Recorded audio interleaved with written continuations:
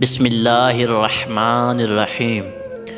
ایسی اسلامی معلومات حاصل کرنے کے لیے ہمارے چینل کو سبسکرائب کریں۔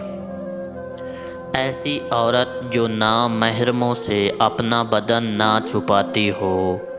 رسول خدا صلی اللہ علیہ وآلہ وسلم نے فرمایا، شب معراج میں نے اپنی امت کی عورتوں کو سخت ترین عذاب میں مبتلا دیکھا، جسے دیکھ کر پریشان ہوا اور ان پر ہونے والے عذاب کی شدت پر گریہ کیا۔ میں نے ایک عورت کو دیکھا جو اپنے بدن کا گوشت کاٹ کاٹ کر کھا رہی تھی اور اس کے بدن کے نیچے سے آگ کے شعلے بھڑک رہے تھے۔ ایسی عورت جو شوہر پر ہاتھ اٹھائے۔ رسول خدا صلی اللہ علیہ وآلہ وسلم نے فرمایا، جو عورت اپنے شوہر کے بال پکڑنے یا اس کا لباس پھاڑنے کے قصد سے ہاتھ بڑھائے تو خداوند روز قیامت اس کے ہاتھوں میں آگ کی میخیں گاڑ دے گا۔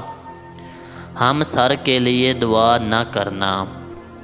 رسول خدا صلی اللہ علیہ وآلہ وسلم نے فرمایا، جو عورت نماز بجا لائے اور اپنے لیے دعا کرے مگر اپنے شوہر کے لیے دعا نہ کرے تو خداوند اس کی نماز کو رد کر دیتا ہے جب تک کہ وہ اپنے شوہر کے لیے دعا نہ کرے۔